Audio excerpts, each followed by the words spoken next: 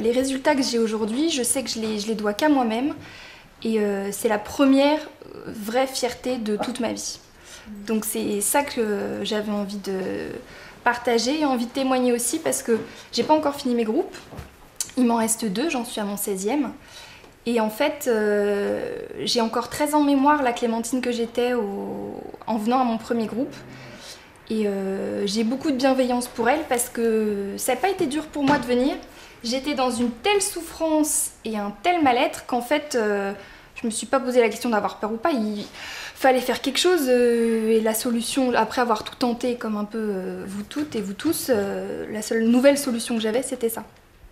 Et les groupes, ça m'a permis ça aussi, ça m'a permis de sortir de cet état d'esprit très centré sur moi-même pour m'ouvrir aux autres et à ce qu'ils vivaient. Parce que, comme on l'a beaucoup dit, on se sent extrêmement seul, on a tout pour être heureux et on l'est pas. Et je crois que pour moi, c'était ça qui était plus une souffrance que la boulimie. Et que, qu'en fait, on n'est pas tout seul et que le premier choc que j'ai eu en mettant les pieds ici, c'est de me retrouver avec des gens qui parlaient la même langue, qui savaient aussi bien que moi cacher que ça n'allait pas. C'est pour ça peut-être que je me sentais si seule à l'extérieur.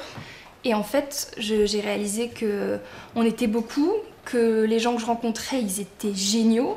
Donc il n'y a pas de raison que moi, finalement, j'étais forcément moins bien qu'eux. Donc ça a été dès le premier groupe, je rejoins ton idée de renaissance aussi, la première claque dans la figure, quoi.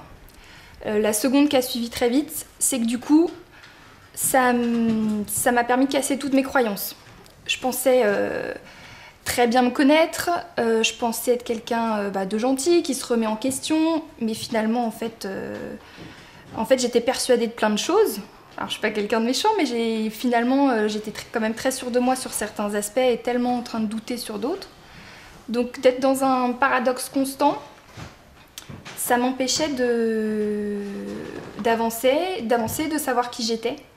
Donc très vite dans les groupes, ce qui est apparu au bout de peut-être une petite dizaine, c'est d'avoir le sentiment, en ayant cassé toutes mes croyances, en ayant joué le jeu de laisser les choses venir et de fonctionner non plus en je dois, il faut que, en fonctionnant en j'ai envie de, j'ai pas envie de, ça m'a permis de découvrir qui j'étais finalement, de créer une identité et du coup de créer de l'estime de moi-même.